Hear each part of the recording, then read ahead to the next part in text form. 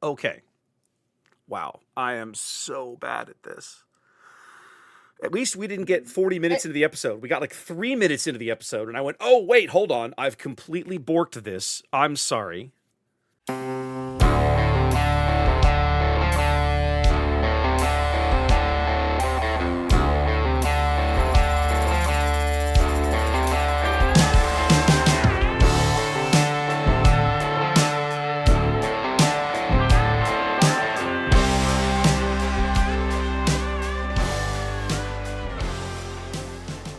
All right, welcome in, ladies and gentlemen, boys and girls, gamers of all ages. It's episode 11 of the On the Button podcast. My name's Wes. I'm here with my buds Trey and Ian to talk about all kinds of things Star Wars Unlimited related. Guys, we're like 36 hours away from the start of the GC, the Galactic Champion, the very first Galactic Championships.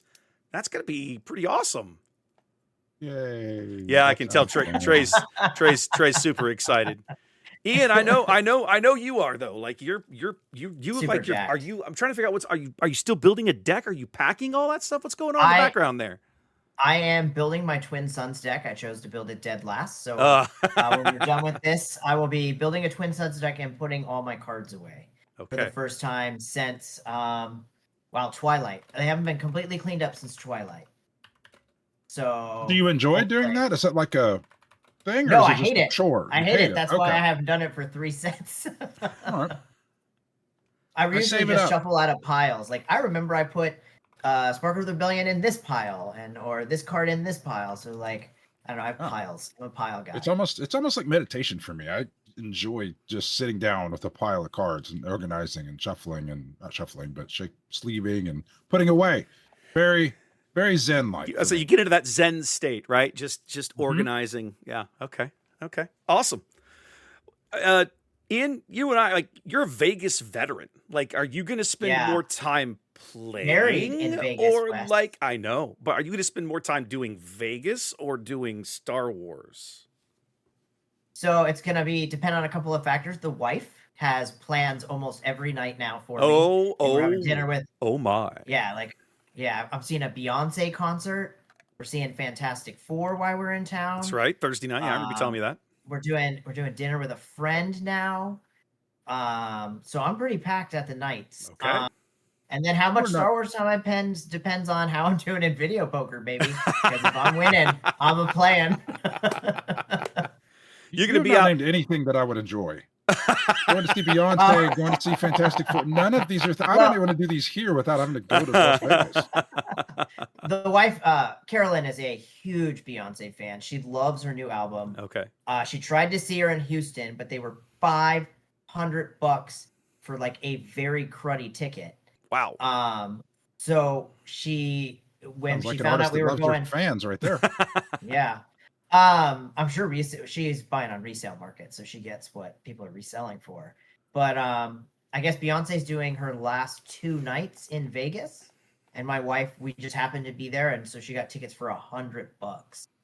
So unfortunately, she doesn't have a friend in the Las Vegas area that night that can pawn off that visit for me. But I'm sure I'll have a great time. Should be fun. Concerts are great. We know she's don't they rent friends for the evening there? Oh. I think that might actually be more expensive. Maybe if he does well enough at video poker. Maybe if the video poker goes really, really well. Maybe. I will be at that concert before that happens. Now we know that Beyonce's not playing the Sphere because that's the Backstreet Boys, like literally next got door. The stadium. She's in the Raiders football stadium.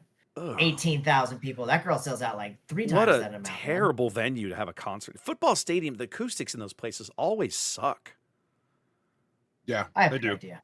Yeah, they're never great. But, well, you know, look at the bright side. Maybe it'll be better. I've only seen like metal concerts in stadiums. Okay. So like the echoing of the loud screeching guitars isn't great. So maybe it'd be better in country music. I have no idea. All right. Well, you're going to have a great time. It's Vegas, and Yeah. there you go. And then somewhere along the way, we'll play some cards and try to win some loot because that's partly why we're going. Craps to win real money. And some craps to win real money. That's true. Yes. So we're finally Trey's shaking his head like why are we even talking about this? What a waste of my time.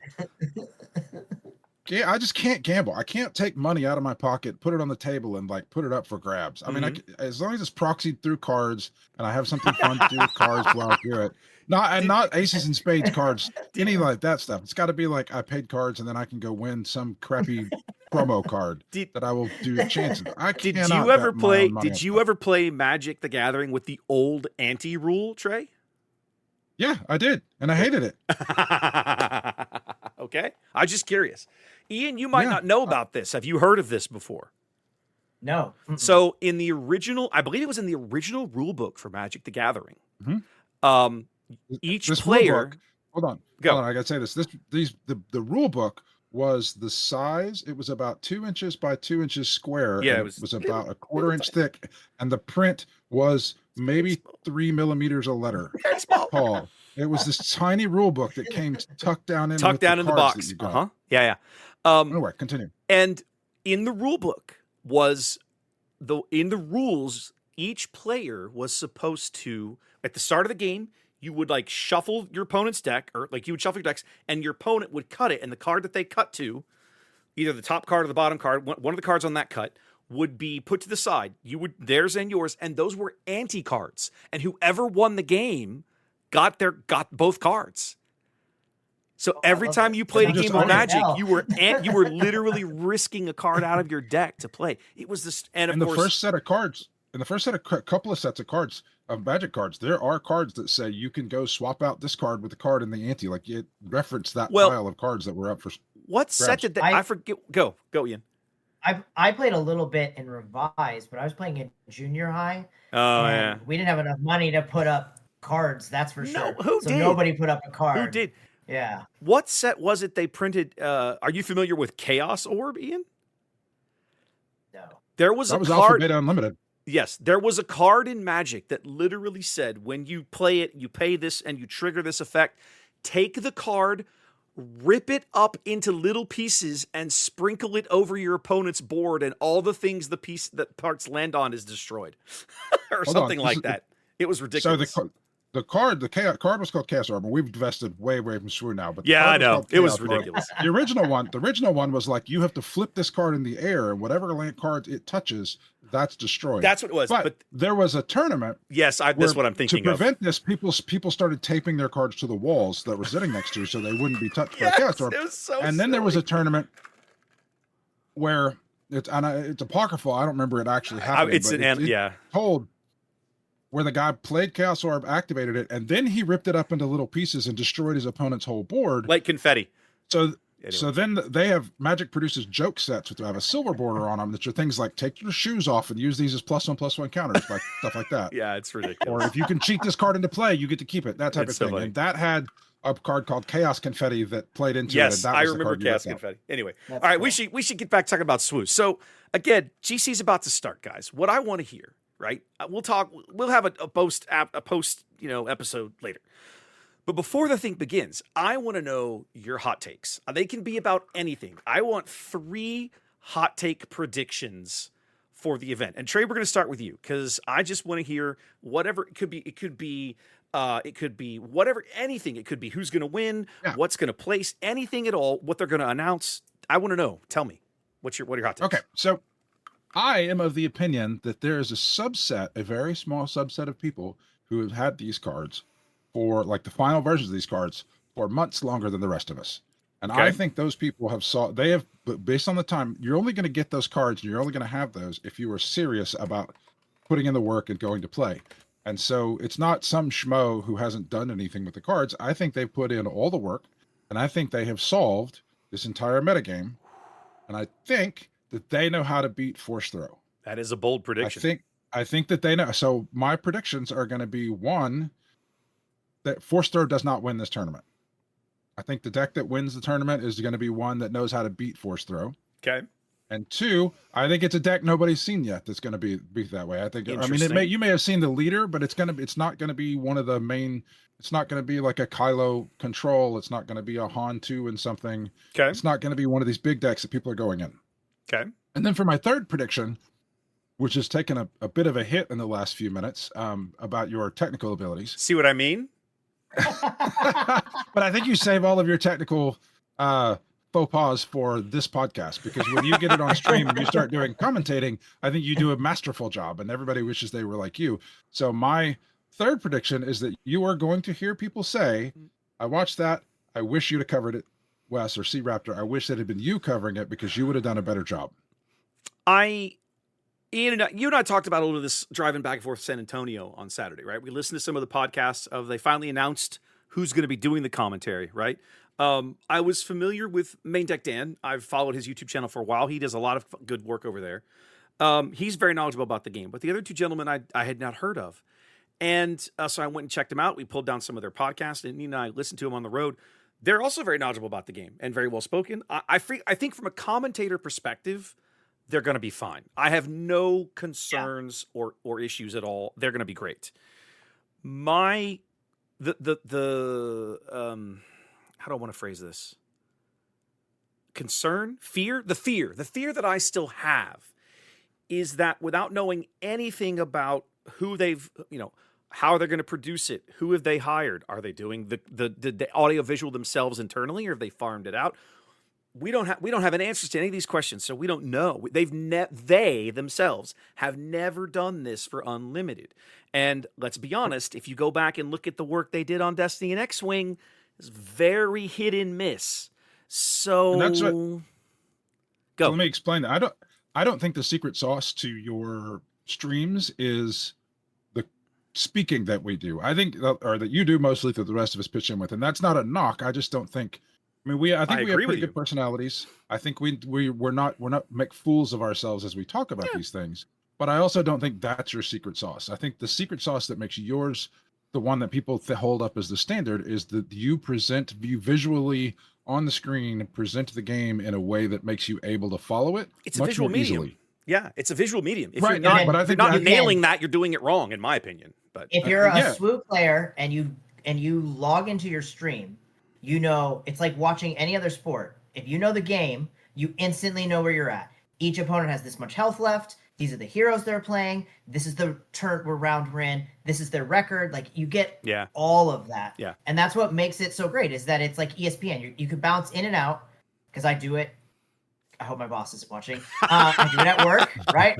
It's okay. I'm cleaning animals. I'm doing dishes. I'm working in the back room. I've got a game going and I'm listening to a game. And what's great is I can just pick it up and drop it off. And that's what I love about it. This is the conversation that I've been having with more and more people in the streaming space since Denver, right? Which is, at the end of the day, this is a visual medium. And you can only cover so much of the screen with the game board, okay? The game board is square. So even if you fill it max res full square, you have, another strips on either side, or you have at least a third of the screen left to fill up with something. Don't let it go to waste. Use it for something. What I've done is, of course, the little inset camera, the player cams, and flashing cards and leaders as they deploy and looking at things. And, to me, it's just more visually interesting because at the end of the day, it's a visual medium. So, yeah. All right. Well, we'll see. I'll be honest. I reached a point where I'm more afraid for exactly what you're talking about, Trey, the visual presentation of it, than I am the commentary. I was worried about the commentary until they announced, oh, we got these guys to do it. Once I learned about them, I was like, okay, this is going to be fine.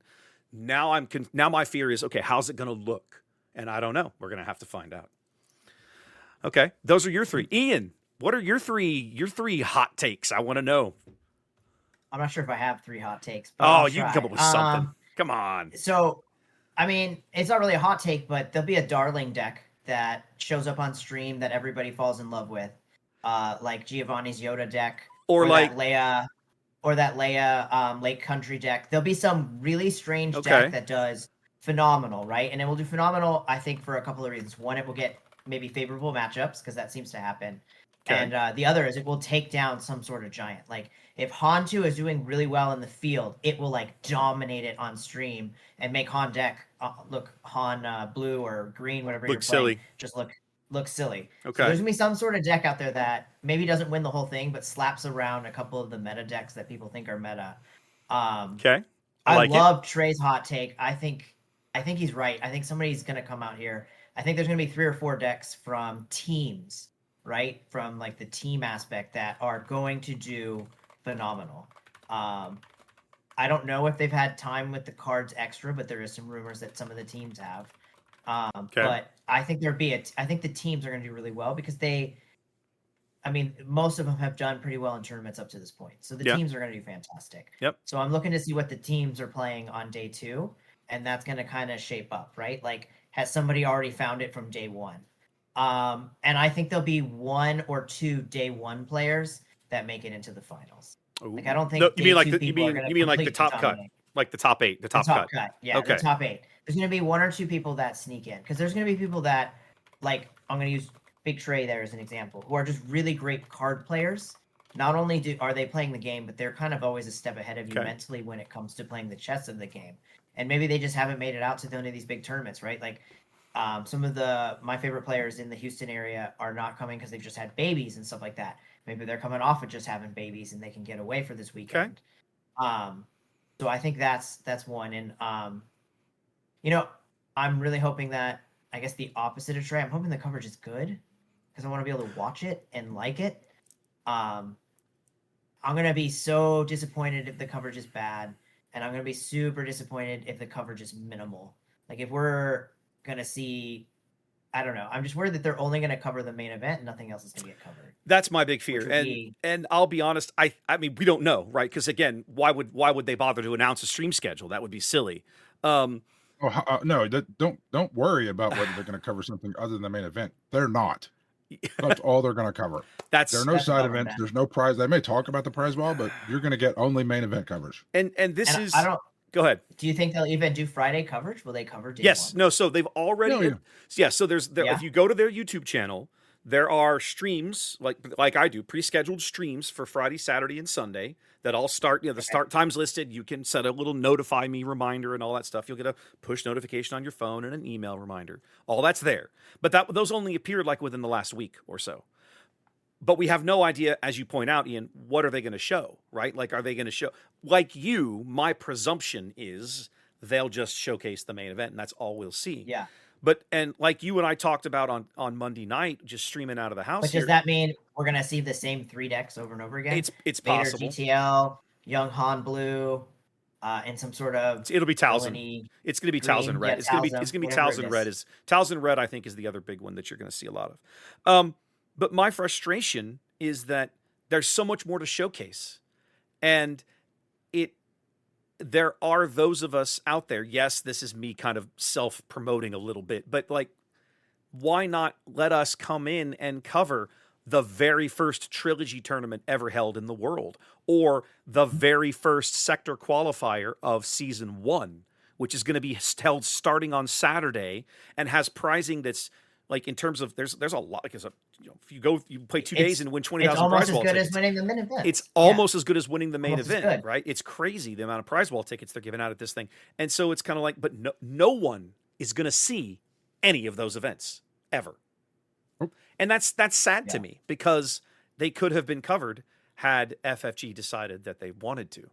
And even in the main event, the way that Wes, for the first 70% of the rounds, you just pick something interesting and to put up there. It doesn't have to be the people that are winning. Yeah, they'll just pick the people that are winning. So it'll be whatever the top decks are that are sitting at the top tables will be what's on stream. So it's possible. If it's going to be a stagnant or a solved metagame that has all the same decks, that's all you'll see all day.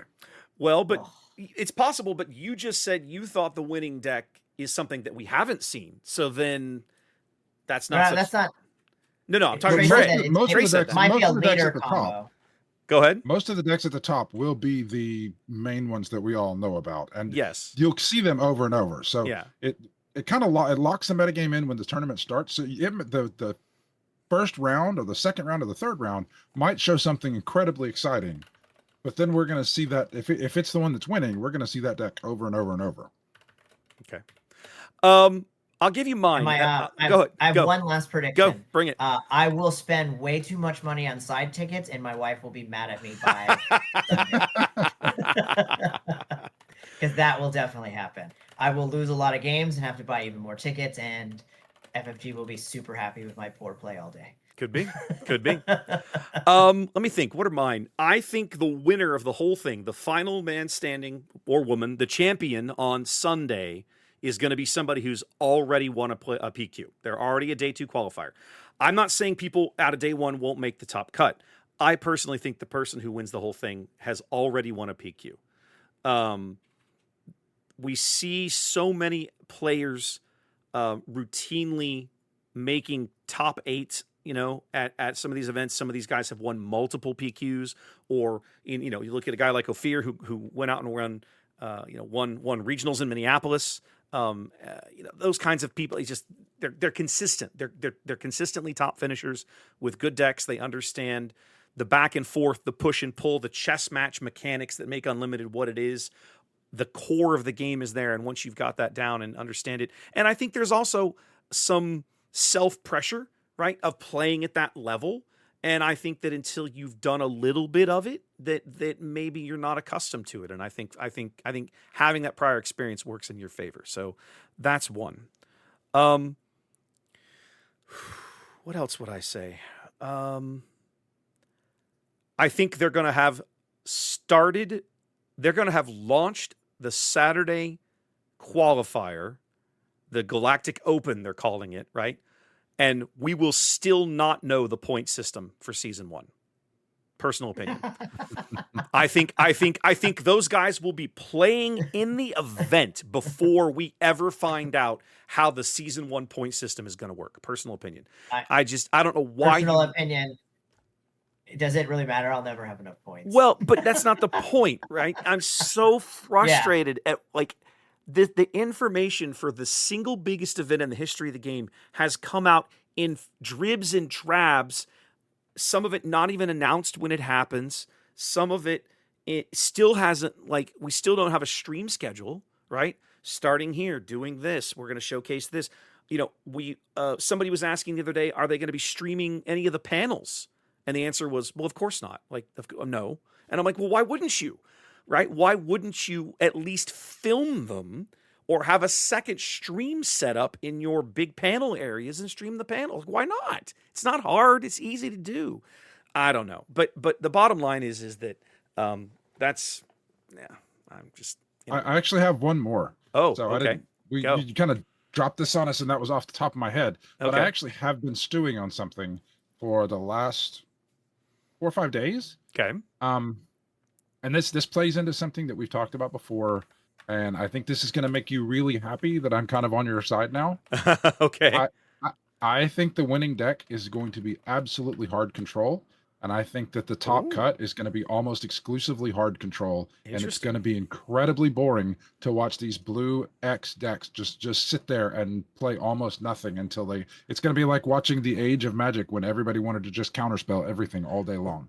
Yeah. Because I think I've spent a lot of time with the cards over the last week, and I've spent a lot of time on Karabast watching people play and kind of analyzing not just what's winning and what's beating me or what I'm beating people with, but kind of how it goes. Mm-hmm. And I think that they have printed enough cards that are just murder your guy. Mm-hmm. And there are so few ways there's no real way to accelerate an aggressive deck past drop a guy, drop one turn, drop a guy next turn, drop a guy next turn. I think hard control you drop a guy, I kill it. You drop a guy, I kill it. You drop a guy, I kill it. It's a very, very difficult, and I don't even know if it's possible to outpace removal in this game right now. So you think too many pieces of control. You think everybody's going to get Avenger walked? More or less. Sure. Yeah, I think there's not going to be a Sabine. Sabine is too slow now. Yeah. I mean, Sabine isn't Sabine fast didn't pick enough. up enough cards. There's not the classic way to beat murder that guy is fine. I played 2 guys and you murdered one of them, and then next turn you play murder that guy. Fine, I played 2 guys and now I have 2 guys on the board that you can't do anything with. And I just don't. That hasn't been explored enough with the cards in the way that control just murder that guy has been explored. There are only. Is that why? Go Ian. Just a quick question: is that why Vader JTL is probably a good counter to that strategy? Because you're playing is, one but drops, I don't think it's good enough. 2 drops. Interesting. Yeah, I'm not sure if it's fast enough to outdo that face, but it does. It's probably the best bet against it. Yeah, I think the Vader Yellow deck is probably the best aggro deck right now. I was about to say exclusively because of that. I was about to say I think the only thing that beats what you're describing, Trey, there's only 2 decks in the field that I can think of that would do it. One is your Vader, Vader yellow, JTL Vader yellow, the speed, the TIE Factory, right? And the other one is Kylo Tarkentown, right? Double red Kylo, he plays so low to the ground, and almost everything costs 3 or less. It's very easy for him to just vomit out units. And sure, you can kill one, but he doesn't care. I've been playing that deck hardcore for the last 2 days. Yeah. Which is not a lot, but I can pick up on a deck, and it can't beat the current decks. It can't beat That's Kylo interesting. Ren. The new blue Kylo. Oh, the new blue one. Yeah. It has Sentinel. Can't beat it. In other words, you can't beat him before 7, and once he's on the board, you're not getting around him. You're not getting past him. Oh, yeah. It's the Kylo Ren, and it is the Supremacy Sentinel Flyer, the 3/3 guy that's the flying Sentinel guy. Oh, the blue TIE Fighter. Right. Yeah, the blue TIE Fighter. That one stops you cold. They play that on turn 2. Your 3/3/3/2 guy doesn't matter, doesn't get through. Like if you play a space guy, they stop it with a Sentinel. If you play a guy on the ground, they're gaining life, they're killing your guys, and you just can't kill them fast enough. Could be.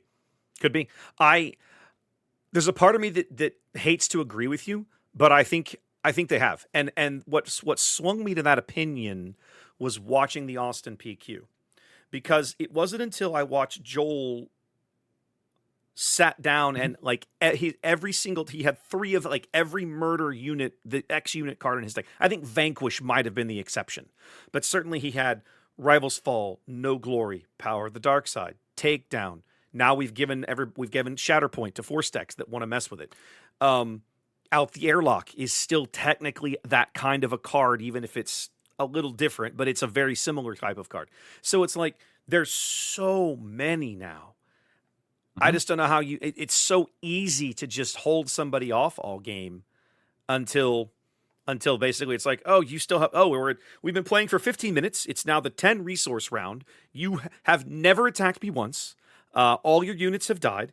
And now I'm going to play an Annihilator and laugh. And while you lose the game, right? That kind of thing. Pretty much. So, yeah. Pretty much. Well, we'll see. Do I have a third? I don't know. I should have had a third. I should have thought this through myself, but I didn't. I just came up with this. Excited about us. I gave you a third one. That was kind of in the vein of what you're railing against control. Kind of. I still think actually. Okay, so here's mine. Right, I'm on the other end of the force throw thing from you personally. I know yours was force throw won't win. It won't be impactful. My hot take is I think it'll be impactful. Okay, Just won't win. Okay, well, fair enough. But my hot take is that force throw is going to ruin enough people's games and enough people's enjoyment of the game that they're going to ban it in August. That's my hot take. That's my prediction, because All right.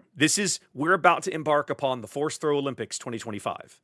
And I just there's a whole bunch of people on the downstream side of it that are just not going to be happy that this card continues to exist and warp what they're allowed to play. For only one, it's not like Force Lightning, right? Like I've been playing a lot of Villain Red, right? I have Vader built. I've been playing Kylo. I've been messing around with new Darth Maul a little bit. I know, who could have predicted it? Totally out of character. But I know, but like I had a guy playing Avar Kriss against me the other day, and he flipped out Avar Kriss into Vader. Vader was on the board. Avar Kriss comes out. They're literally the only 2 units on the board, and I just went pay 1 and then pay boop boop boop boop boop, pay 6 more, and Force Lightning Avar Kriss, just die. But I had to spend a legendary card and 6 resources to defeat her, as opposed to, I paid 1, threw a card out of my hand, and blew her away. Whatever. That's just so ridiculous that that's even a thing. So that's mine. That's mine. So, Ian, you and I are going. Tell me about Wes. You think? Go. Wes, I really believe you think every game is going to end with a force throw. No, win. Okay, Force. no, it's not, Ian. It's not. But here's the thing, and we all know this because we're all human. People don't remember the good times; they only remember the bad times. Okay, True. They're going to remember every single time that their opponent dunks them with a force throw, and over the course of the weekend, it's going to build up to the point where, by the time it happens enough, they're going to be pissed, and they're going to make their case known to FFG, who's going to be all over the place at this event. That's my hot take. So And then We'll we'll see. get an article a year from now about why they banned it, and they'll be like, just spending one card to force your opponent to, and one resource to force your opponent to discard one card. That was just too powerful, and so we had to ban it. They'll just completely misunderstand why it's bad. Yeah. So Ian, what decks are you taking? Tell me about what you're taking to the event. So I'm taking Vader JTL to card or to Dun dun dun. points dun, farm, dun, dun. Let's ticket go. farm Okay. to ticket farm hardcore. Yep. When I get bored, I'll probably play Yoda, or when I feel like playing Yoda, so I'm bringing my Yoda deck. You got Yoda. It's Yoda Data Vault, right? Data Vault. Yeah, Okay. Yoda Data Vault. And what's your last nice one? little updated version. And I'm bringing Qui-Gon Red. Sorry, discard. you played Qui-Gon against me the other night. Right. Okay. Yeah. Okay. It's not great, but when it works, it's a lot of fun. Doesn't. It's like fun to clear the board out, but it's fun to Exactly. play. And I pulled the showcase literally today. So That was so fun. cool. That is a gorgeous showcase too. Yeah, it's pretty nice. I like It's it a lot. pretty. That being able to chain Ahsoka like that is really irritating. Just FYI, you got to be careful. Otherwise, your opponent might just like punch you. So just keep that in mind, okay? Cool. I'll only do that to friends Cool. because if you do that to strangers, they literally might just smash your face into the table. It's kind of mean. They'll call the police. I'm obviously bringing Kylo because that's probably going to be my main way to Kylo Tarkin Town. My main way to grind out pods. Just super quick aggro. Like, hey, either I live or I die in 8 minutes. Let's just move on. So I have a question for you about Kylo, since I said I've been playing it pretty hardcore. Okay. Do you have any Saboteur in there? Yes. Guavian Antagonizer. Saboteur. Okay. I would consider putting something in there to push somebody through a blue Kylo as a finisher. Okay. Precision fire or something like that. I Consider used that. to play 3 copies of Infiltrator's Skill, so I could literally make anything on the board a Saboteur. Okay. And plus, it was one of the only other red upgrades that added health. Now, since then, they have printed, obviously, more lightsabers. At the time I was doing this a lot, Fallen Lightsaber was it, and Battle Fury. So the Fallen Lightsabers are out, Battle Fury's in. I don't currently run the Infiltrator skills, but it's not a bad call. They're great cards. So, yeah, okay, I could see it. I think you can push Kylo through with a couple of more Saboteur cards. Okay, all right. So Kylo Target Town, 100% going. Phasma ECL, just because that deck is another one that's fairly fun to play and usually goes fairly quickly. I can usually either win on win on the 6 resource round, or at least push them to the point where past the 6 resource round they are way on the back foot and trying to find their way back in, and it's tough.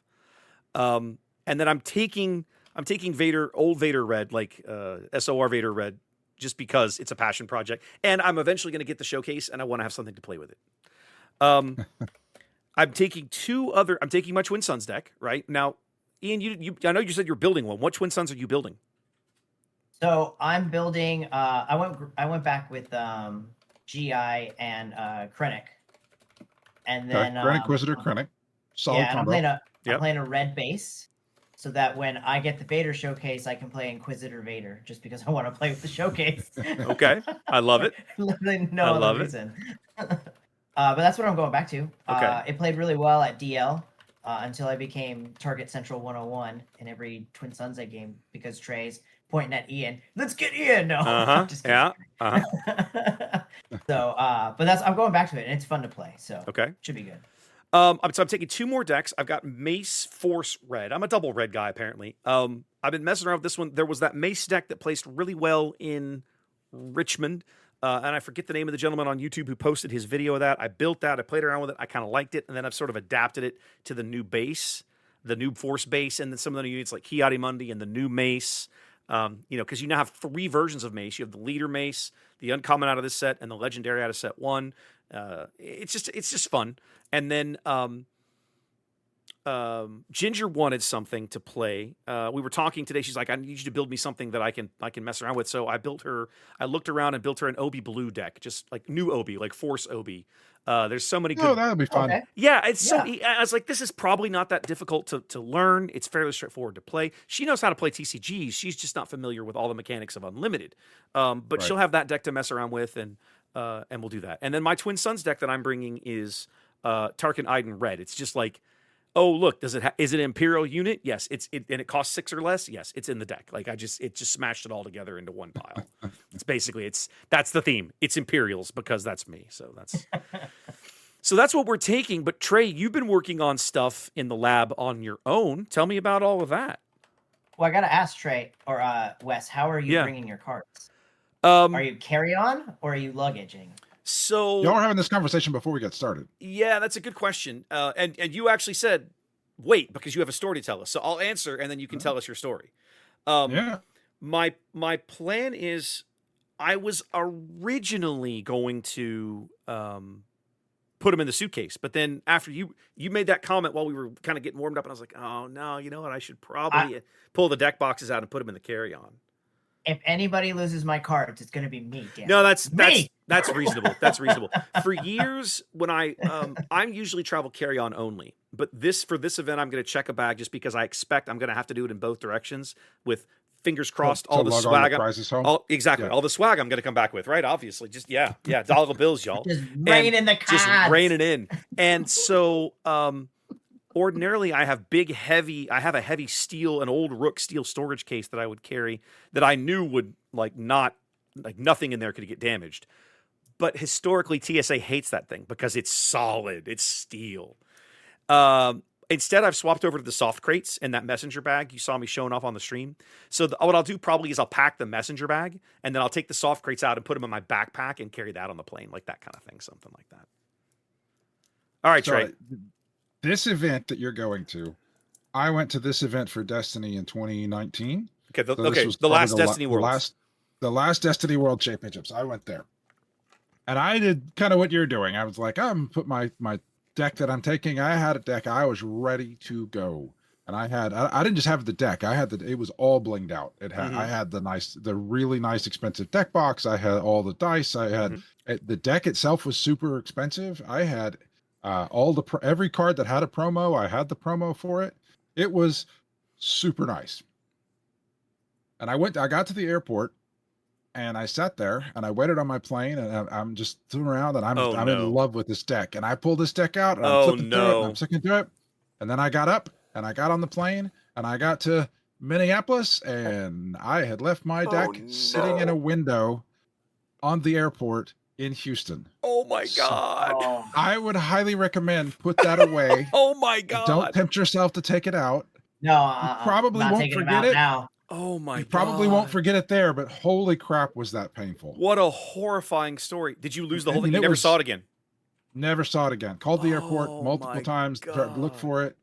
Nothing. I had about $500 in cards in that deck. I don't think I've ever heard that story. That's heartbreaking. That's brutal. That is Not only did brutal. I lose that expensive deck, but I got there and just didn't have a deck to You had nothing to play. So I had to Oh, throw something together. God, that hurts. It was rough. Oh, I But will just be definitely. careful. that hurts. I will be leaving them in my backpack and just Yeah. touching my book and headphones. Yeah, I'm gonna leave my seriously. cards in there. Yikes. Yikes. Yeah. That definitely hurts. I might throw a deck in my wife's purse just to be safe. Well, that's the one, and that's one of the reasons that, if I was going to carry everything on the plane, I would have no hesitation putting it in the suitcase, because that's what I've done in the past. But because I'm going to check a bag, which I don't normally do, that's actually a fair point. That I might just take the decks out and maybe. Okay. Oh, Hello, puppy dog. Okay. Oh, All right. Ian's got a Okay. visitor. All right, Trey. So that's what we're taking to Worlds. What have you been cooking in the lab? Because you were telling us about some of the stuff you were working on. So for the last week or so, week and a half or so, I did, as we talked about in the last episode, nothing's really speaking to me in this. I've kind of started grabbing random decks that I see online Mm-hmm. and playing them. I got smashed by Talzin Red a couple of weeks ago at Dragon Slayer. So Yeah. I played that one. That one seems good. That one just seems really good and fair. It seems like you play a card to do a thing, and that's why I think that one's going to lose to somebody that's just like, I'm not playing fair. I'm killing everything. You're not going to have anything to force throw on me. What I liked And if about you force throw me, it's not going to hit anything because I don't have any units out until I drop an Avenger. what I like about the Talzin Red decks that I've seen is that they have they're highly flexible. They have a lot of different answers to different things. And I think that gives them a nice, I'm going to go so far as to say gives them a little bit of a leg up. But it certainly gives them a nice, comfortable place in the meta, in that as long as you understand all the different card interactions, you can generally find a way to solve or push back against the board position that your opponent is trying to establish for themselves. So it's got a lot of tools. In a very fair way. In a very, Yeah. You recognize what your opponent's doing. You try to do something about it. If your opponent's going slower than you try to go, like, it's all very fair. I just think control is unfair right now, and unfair beats fair. Okay. Reasonable. All right, so some of the other stuff. We had a little $5 tournament last night, and I played against a Kylo red deck. I thought that was very interesting, and so I've been playing new with Kylo. No. Old Kylo. Your deck. Oh, yeah, okay. Old Kylo. Your red Kylo okay. with a red with thermal oscillator, just to try and streamline it a little bit more. Interesting. To have fewer cards in the deck. Okay. Also at that tournament, I thought it was just an interesting experience that Anthony, Ian's nemesis Anthony, threw a deck together like at the very beginning before the tournament. So he just had like some half cockamamie pile of crap that he was going with. But well, that's Anthony. It was in the same vein as what Ian has been trying to do. So they're like two halves. It's like two-faced, where one face turns the other way and it's the terrible one, and then the nice one. And trying to do with what? With Qui-Gon, the red yellow hero? The red yellow shell. Discard. Okay. Abusing the discard. Abusing the red yellow discard. Okay. But when Ian and I talked about this and we were discussing it, we were sitting there and we were playing, it just, because sometimes I have blind spots, it never occurred to me to go with a red leader and a yellow base instead of the yellow leader and the red base. And Anthony put together Han 2 with yellow and a force pack and one of the like a force base. The force base. Okay. And so he and I started looking at that like in the middle of the tournament. It was kind of after the third round, it was kind of over. So we started picking it apart. And I thought it played a lot better than what I think Ian's did, because I think it was like, as I was talking to Ian about this earlier, one of the difficulties in this deck is coming up with 2-drops, and Han says, I don't care about 2-drops. I'm just going to drop 3-drops or 3s. Yeah, Han don't care. And so yeah, and Han does a bunch of there's a lot of really cool stuff that this deck can do. It's got Sorcerers of Tund is really interesting. That's a great card for Han. For 6. 6 shielded for 6. You play it at 5. It takes the 2 damage, then it gets the shield. So you basically get a 6/4 shielded for 2. I mean for 4. For 5. For 5 resources. That's not bad. You get to play Mace Windu to deal damage. You get to play Kiadi Mundi to draw cards. Yeah. What is it? You have you're not recurring this card, but that's too slow anyway.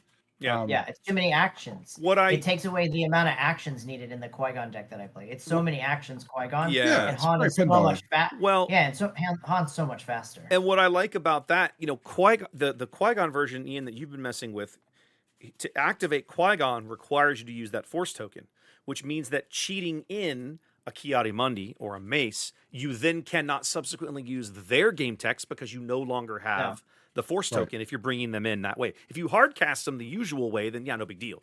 But if you use Qui-Gon's text to swap one of those guys in, we caught one of the guys caught on stream that you had done that to me, and I missed it at the time too. You used Qui-Gon to put Kiadi Mundi on the board and then drew 2 cards. Technically, you couldn't have done that. So it was like, I didn't catch that at the time, but I caught it on the replay. So I like the idea there. There's a couple other things that I found really interesting about this deck. It has K2SO that you can cheat in for 3 on the second turn. Then you overwhelm somebody, and it's more discard. Yep, that's true. And then you have I have 2 copies of the Anakin that nobody ever played. The 5-drop 6/6 that draws you cards. That's a great card. Cool. That's a great card. Oh, Coordinate. Yeah, the Coordinate Anakin. With Coordinate. That's a really good card. It's Poe. Crate Dragon. It's Poe. Yeah. Sort of. So it plays. Poe is also in here as well. Is Poe? Of course. He's supposed to be in here. Poe should be in there. Yeah, he's in here. Plays the Crate Dragon, and I won a game last night on Carabas. This is one of the most fun things I've ever done. Is I won a game on Carabas because I was getting my butt handed to me because I guess he drew cards and he was able to overcome me. But I have. What is it? I had Han out swinging, and I had a Crate Dragon out, and I attacked with both of them, and I played Final Showdown to reset the whole board and attack him for 13 more to win the game. I hit him for 26 in one turn. Oh, it was so much fun. So that was fun. So that's one of the decks that I'm looking at. Final Showdown is double yellow or single yellow? It's double yellow and 6, so I paid 8 for it. You paid a lot for it. Yeah, that's expensive. But it was totally worth it. Oh, yeah, for sure. So the other one that I looked at that I had a blast with was Thrawn, the blue double up the when it dies abilities with yellow. Mm-hmm. And it has it's just a hard Legacy it is a hard control deck, and it kills everything on the board. It is so much fun. to have you have Legacy Run on the board. So Legacy Run is 5 for a 3/3 in space, but when it dies, you just get to deal 6 damage. However you choose. Huh? However Yeah. you choose. Mm-hmm. You play that at 5. You drop a Chimera at 6. You trigger it, and then you use Thrawn to trigger it again, and it wipes their board. Not only does it wipe their board, but you usually can. I structured it last night where I blew up everything, and I did 1 damage to that guy, which is the Sorcerer of Ton, to pop Yeah. his shield. Yeah. And then I did the second trigger, went off, and then killed the guy underneath the shielded bit. And so I was murdering shielded guys with the doubled up Legacy Run. It was so much fun. This is a really fun deck to play. But again, it's got Merciless Contest to kill things, Power of the Dark Side, Vigilance to kill things, No Glory, Rivals Fall, Super Laser Blast, all of that stuff to kill people. It's just the Legacy Run with Thrawn is really fun. I have to go back and read Thrawn again. I don't remember. Oop, hang on a minute. There we go. I don't remember being able to do that. It says when you use a when defeated ability. Okay, just when you use it. Do And Chimera says when played, you may use the when defeated ability of a unit already in play. There it is. Okay. Yeah, no, you're correct. That 100% works. I just had never processed it that way. Nice. Okay. Oh, it's That's super cool. fun. That's cool. Sounds I like fun. it. That's the one. I'm going and acquiring all the cards for that one. Okay. All right. And Trey, you've also been working on revamping your storage, your card storage, you were saying. Yeah, to hard shift here to something else. So I'm like super intelligence, the wrong word. I'm like autistic. Let's go with that. I am so autistic. On spectrum. I am on the spectrum. I my daughter is a little bit as well, but the way that we refer to it is that you are kissed by the autism fairy. Just gotten just enough to be useful. Just a you little can bit. still function in society. Just you a still hair. can interact with people. But yeah. So forever since Destiny started, my storage for the way that I store my cards has been one big box and everything is alphabetical because it just sits on a shelf. I do all my deck. I don't lay things out to deck build them. I do all my deck building online in whatever SWODB or whatever the Destiny equivalent was. And then I just want the most efficient way to go get the cards to find what you need to put it all together. To put it into a deck and then run off to do it. Sure. So that's the way that I've done it up until this week. So I had a confluence of things happen. One of them is I saw someone on the Facebook group who had put his play sets into binders, and his wife had used her Cricut to put like really pretty lettering on the outside that said like Spark of Rebellion or Shadows of the Galaxy or whatever. I thought that looked cool. And then I am also with that. I have a similar cutting thing. I'm very crafty. I do 3D printing and cutting and all that stuff. I didn't want to do that one though. I have a new thing coming in before too long. If you're in the maker community at all, you may have heard about this. It's a U5 Make printer. It is a UV printer for your house. It is like high-end UV printing. Print on anything for your house. It's just you buy it and print it. It's just an amazing new printer that prints in UV ink. So I'm excited about. So I wanted to get like a straight black binder to print what I wanted on the outside of it. And then it occurred to me that because when my collection, it's almost like a computer program, the way that I keep my collection. I know exactly, I have like logic rules that every card that goes in my personal collection follows. It is the highest promo that is not a foil. So or the highest version that is not a foil. So it's a regular hyperspace or a regular prestige of that card. Okay. And one of every promo. Okay. And so like if it has a prestige version have the weekly packs have the foil version of the regular version, I have one of each of those. And then that's the only thing that I will put in there. If I need some cards, I will just go buy the hyperspace or whatever. Most of the cards in my collection are hyperspace. I only keep 3 of everything, and I keep it in very ordered binder. Like again, autistic. So I have all these pretty cards that I look at when I play, and when I play cards, the happy juice in my head goes off as I'm looking at all this pretty art. But it occurred to me that when they're sitting in a box, it is super efficient, but I'm getting no enjoyment out of this stupid box. It is just sitting on a shelf. It is basically a database. So I thought, I'm going to get these binders and I'm going to put my cards in them. 3 of a card is a play set. 9 pocket pages have 3 on a row. So it's going to very easily, orderly fit into what I got. Yeah. Looks good, Ian. Looking good. Yeah. Yeah, at but you. see, It's the only way Anyway. to do it, man. It's fun to look at all the art. So I tried to use the ones from FFG, but none of them have enough pages to do a full play set of cards. Like you could put the 3-ring binder version in their, what do they call it? I don't know, the hard case one. Yeah, they have that giant, the Cardport XL or something. That's got that's what it's called. It's a XL. 4x4 page or something, right? They're huge. You have to go buy pages to put in it. I don't want one of those. It doesn't I want come with one pages. that's like bound like a book. Okay. And the ones that have the logos on the outside are not big enough you need like about 800 cards to hold a full play set. Yeah. So I just went to Amazon, bought one of these books for one of these binders that does hold 800 cards for $30, and I got everything in there. So all week long, I have been going through this super organized box that is basically my database of cards and transferring it over to one by one to the binders. And now when I go to build a deck, I can flip through. It's a little less efficient because now I have to know not just the name of the card, but what set it was in, but that's fine. I get the joy of being able to look at all these cards side by side as I flip them. And yes, it's just like, we talked about a little bit earlier, it is super zen for me to just sit there and manipulate cards, turn on a podcast, and just kind of decompress while I sleeve every card that I have is in a perfect fit sleeve. Ooh. So I have to put the new ones in a perfect fit sleeve, and then they go in the binder. Fancy. Okay. Yeah. Are your binders organized by alphabet or card number? Page 1 is all the leaders organized alphabetically. Page 2 is all the bases organized alphabetically.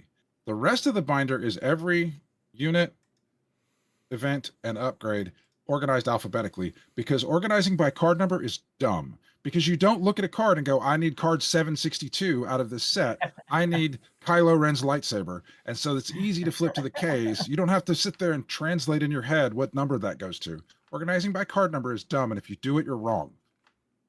Well, I organize by card number, so I guess I do You're doing it wrong. You're sick. I tried it alphabetical, but it was hard because I didn't have all the cards. So you have to go through and leave holes where they are.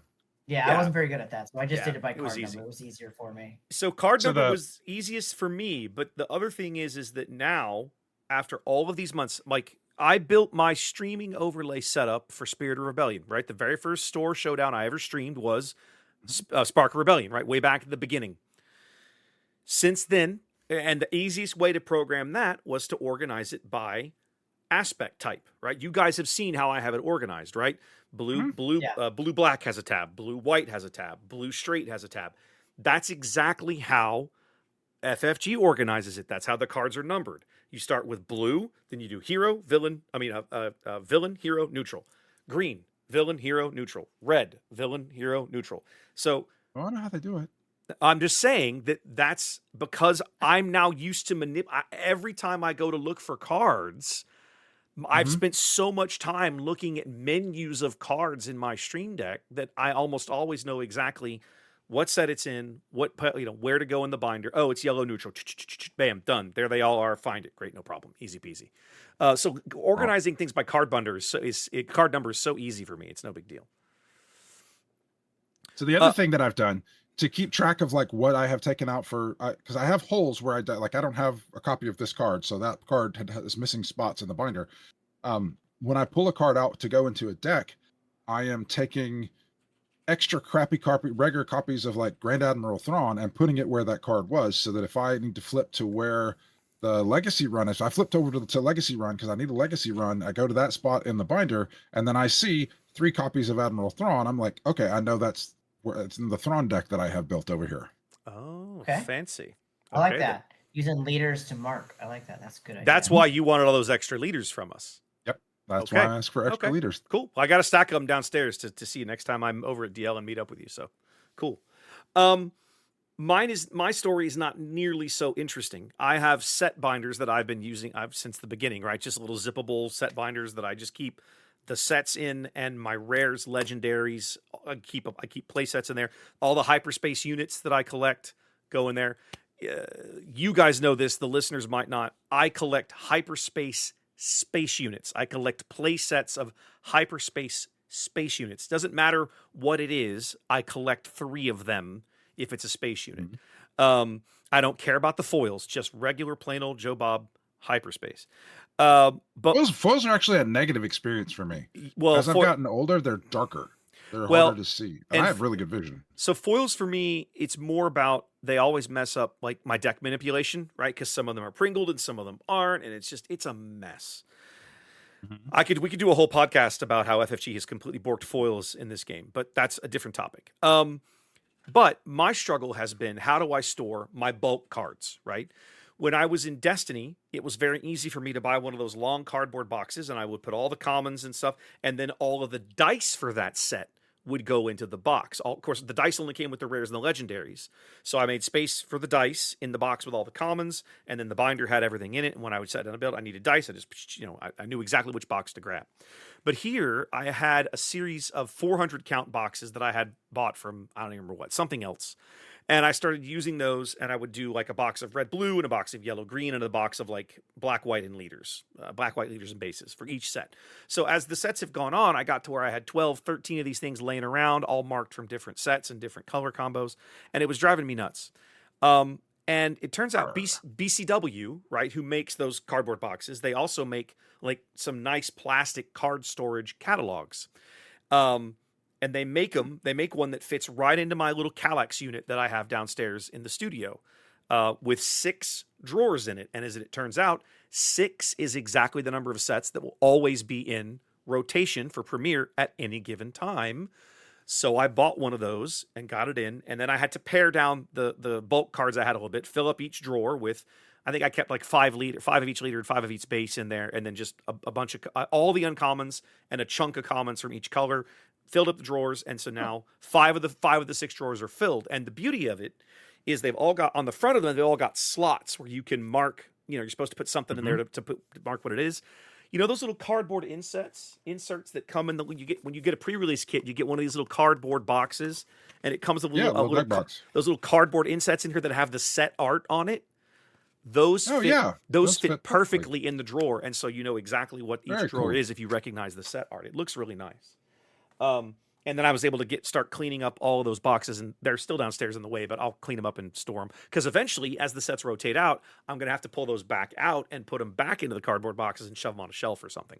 So I didn't want to throw the boxes away, but I also didn't want them cluttering up everything, because moving them around while I'm building decks they take up a bunch of space. It was just a mess. And this way, everything I need when I go to sit down and build a deck, I get my set binders, I have my card catalog of everything, commons and uncommons, and I'm ready to go. I've got everything I need right there to get started. So that's just that took me some time, and it looks much nicer and is much easier to manipulate. I was able to go down there and to put that stuff together for Heather took me about 10 minutes, maybe 15 to build that deck once I had the list together.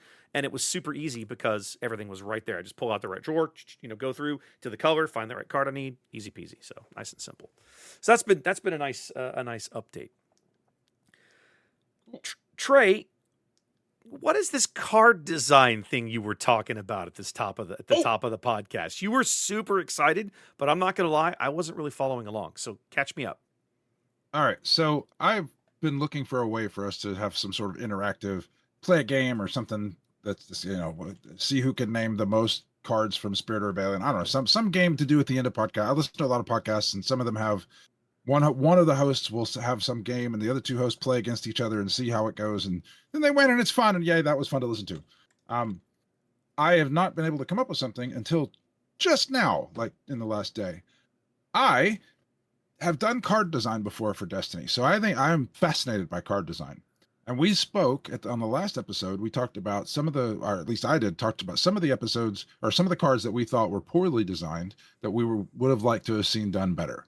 And so I want this game is not going to be, I'm not putting you on the spot right now, but what I want you to do is I'm going to give you a homework assignment, and you're going to come back to when they do our next episode with an answer to the question. So it's going to span, and then we'll see what you guys come up with, because one, card design is hard, and you guys need to understand that card design is hard by experiencing it. And 2, it just seems like it would be fun.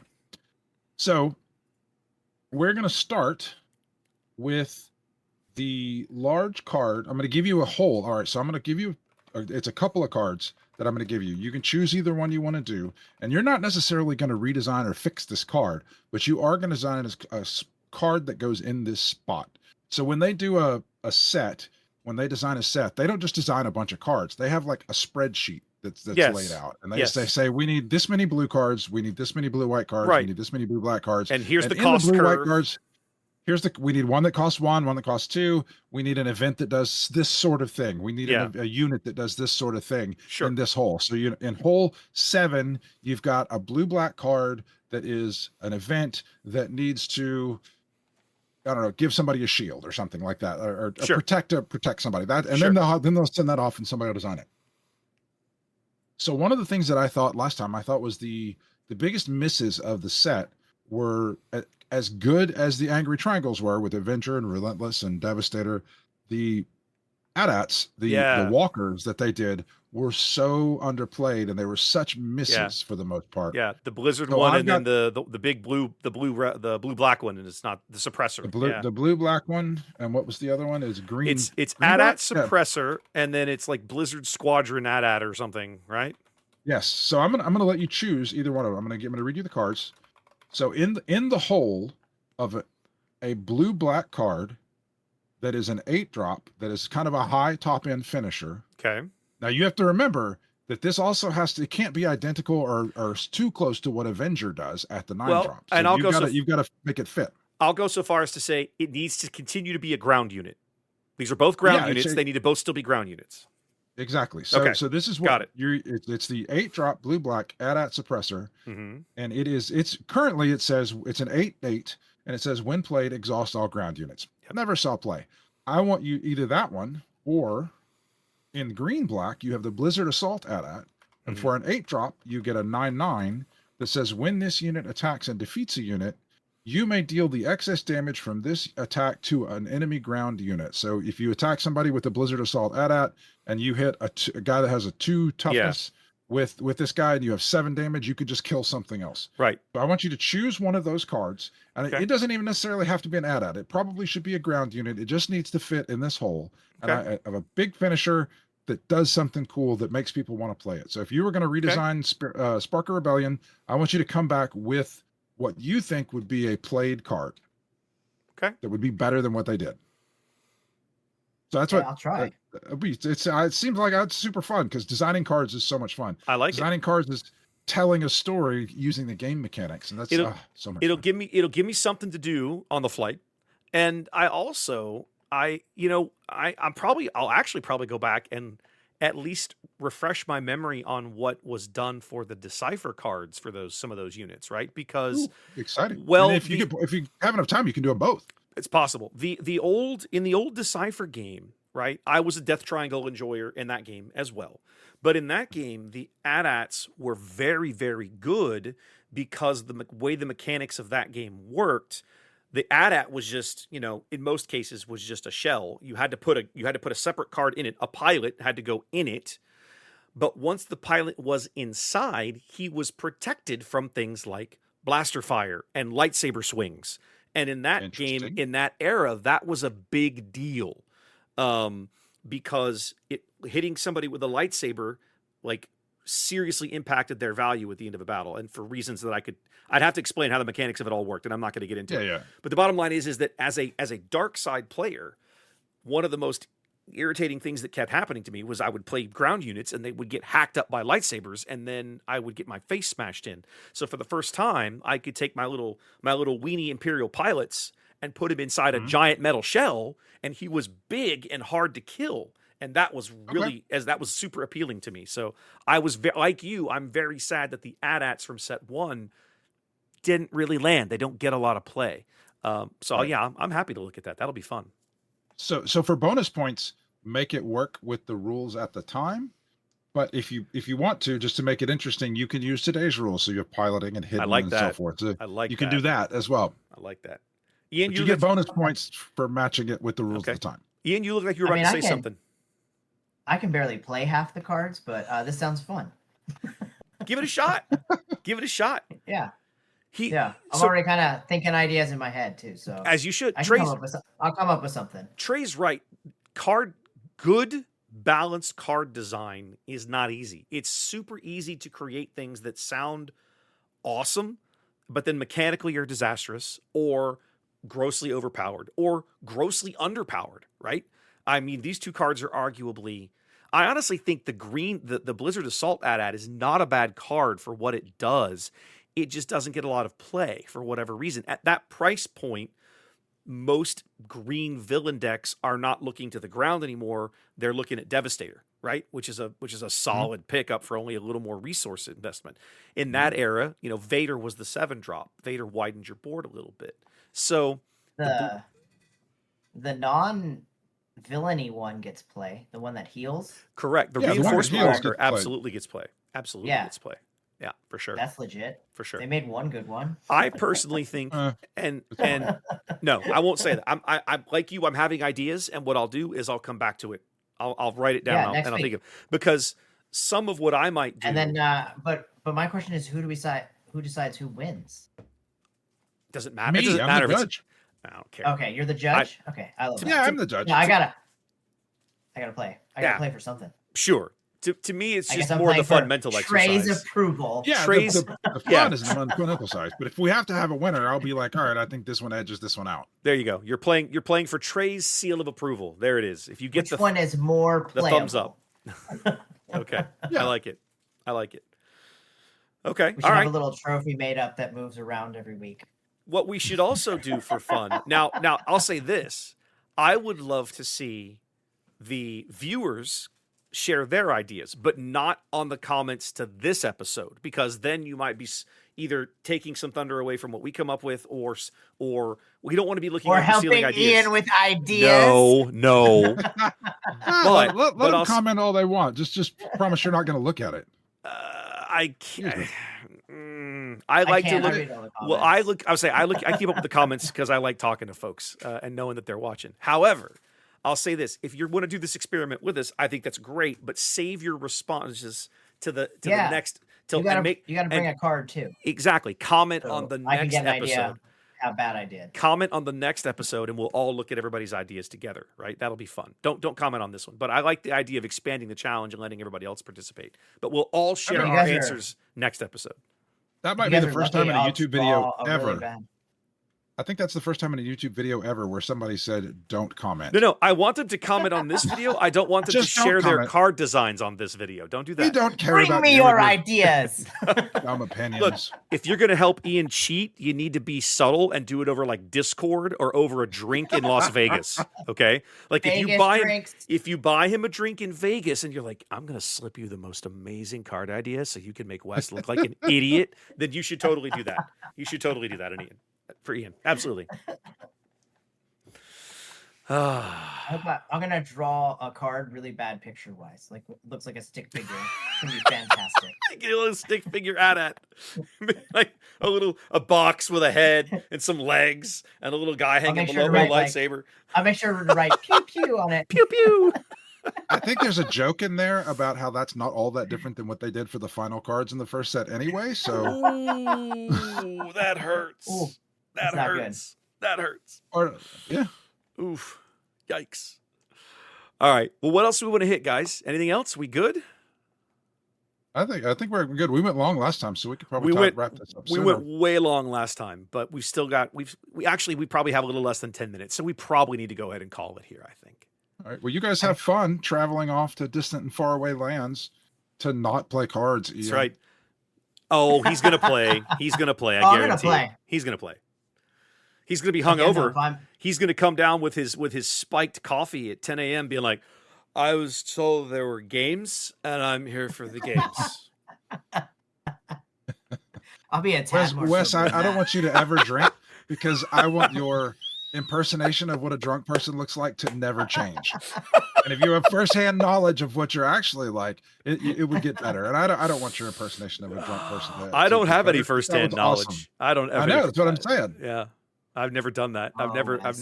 Ian keeps threatening. He's like, I'm gonna get you hammered. I'm like, that's not gonna happen. No, I'm not gonna get hammered. Just a good buzz. Oh, no, You go for a good buzz. That I've done before, and we'll see. But I've never been so intoxicated that I couldn't walk, couldn't remember what was going on around me.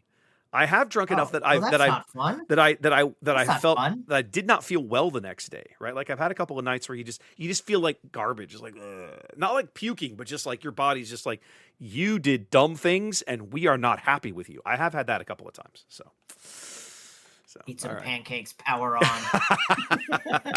Awesome. Well, guys, listen. Thanks for tuning in. We appreciate you being here. If you happen to be in Vegas, come up, say hi. Ian has a special challenge. You're supposed to, if Ian, you describe it again because you did it on stream the other night, but tell the listeners here.